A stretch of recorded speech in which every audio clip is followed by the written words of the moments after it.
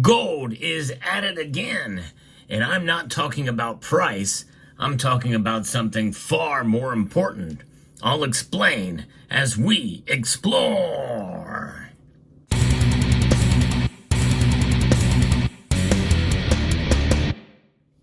Gold has been treasured for thousands of years, and that trend is not slowing down anytime soon. Gold is always desired by man, and there's good reason why. It has proven itself to be something of value, a store of value throughout the centuries. And the only thing that really prevents people from accumulating this metal is the cost. That's right, now cost is more than just price, but there are other things that are involved in gold's movement in value proposition. Central banks understand this, and they have been for years accumulating gold, but there's been times when they've been selling it too. But what we have seen since 2022 is nothing short of stunning and amazing. They've accumulated more gold in that period of time than 50 years prior. In fact, since 1967, to be specific, was the last time that central banks around the world had accumulated so much gold. There's a paradigm shift of thinking out there. And of course, that has paused in recent months, but it is now starting to pick up the pace yet again in Europe. I'm going to be referencing two pieces here that explain what's going on. And this is quite compelling considering that gold's price has reached a record high again. And this goes to show you that the gold will be accumulated at any cost by some of these central banks around the world because, in a sense, they do see what's coming. And I'm not talking about a doomsday scenario here.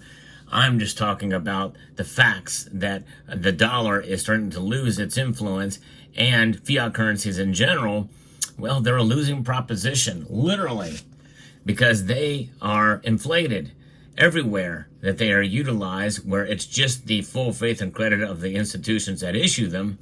Well, that is not a good recipe for storage of value. Gold doesn't care about any of that. In fact, it doesn't even really matter what's stamped on these pieces. As long as they are gold, well, that's the most thing that matters. This is a piece from Polski Radio. And Adam Glapiński told reporters that the National Bank of Poland, on behalf of all Poles, has already accumulated over 400 tons of gold in its reserves. Specifically, we now have 420 tons, Glapiński said, adding that Poland has thus entered the exclusive club of the world's largest gold reserve holders. He announced plans to continue purchasing gold with a goal of reaching 20% of the country's foreign exchange reserves. We are aiming for 20% of our currency reserves to be in gold, Glapiński said in a news conference in Warsaw. Once we achieve this, we will join the ranks of the world's top economies, he predicted. And indeed, you know what they say, who owns the gold makes the rules. Of course, many nations around the world own gold, but they're more influenced to be able to make those rules if they become a part of that elite club. He told the media that Poland's gold reserves have now surpassed those of Britain. That is remarkable. The Polish Central Bank in November 2019 said it had brought into the country about 100 tons of gold from safekeeping in the Bank of England. This is repatriation, and we're seeing more nations aim to do that. Germany made news many years ago when they wanted to repatriate gold from the United States. And we've also seen other areas and times where gold has been repatriated from either the U.S. in New York or in the Central Bank of England's vaults there. And so that is remarkable to see Poland make its move to join the ranks of other nations, accumulating gold at a record pace and, expanding its gold reserves to 420 tons. That's a big deal. But Hungary is hungry for gold as well.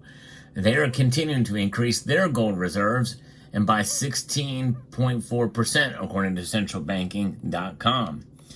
The Central Bank of Hungary announced on September the 30th that it was buying 15.5 tons of gold, thereby giving it the highest per capita gold reserves of any country in Central and Eastern Europe. That's important. Now we know, I think Switzerland has the highest of any nation around the world, and given their population and the amount of gold in the country, it's pretty amazing to see that.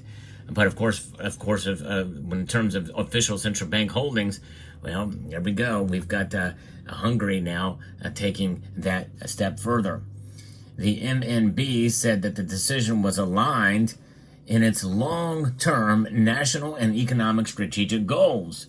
Gold, it said, complemented foreign exchange reserves, even under normal conditions. But during these times of financial and geopolitical uncertainty, it could be a safe haven asset that's supported, and then there is actually believe it or not, there's a paywall for this, but it's supported of financial assets probably is what it was going to continue to say. But that is remarkable to see Hungary continue to increase. So we're starting to see this move yet again to more accumulation of gold in the coffers of these big central banks around the world. It's something. And what kind of lesson can we take from this? Well, you've heard me say it time and time again. Be your own central bank. And that's where gold comes into play. Now, I am also a proponent of stacking silver. But I think holding gold, stacking gold is a paramount of importance as a great diversifier against silver, which is more volatile. And gold provides the ultimate, safest store of value of any commodity out there. Hands down, bar none, without question. In fact, maybe it's bar some, because I've got a couple bars in this video. But I think it's incumbent upon us to really do our research and understand what gold has done over the centuries, as long as the price has been tracked. One thing for sure, we see that it has been bolstered up by storing it, by treasure, and has kept the price up. And unless that changes, and likely that's not going to change anytime soon, we'll likely see gold stay where it is and maybe even climb higher. But in the end, it's not necessarily about making money with gold, because that's not why Hungary and Poland have now started increasing their gold reserves. No, it is simply because they see the economic hardships on the horizon, not only in their countries, but also the European Union as a whole and around the world. There is geopolitical uncertainty and there's economic uncertainty out there around the world, and they see this and they understand what's happening. The dollar is losing its dominance, at least to some degree, and this is why these central banks are making a safe bet by stacking and holding gold. And that's why Americans, and here in our states, in this country, here in the U.S., there are some states that are setting up their own gold reserves outside of the federal system. And that's amazing.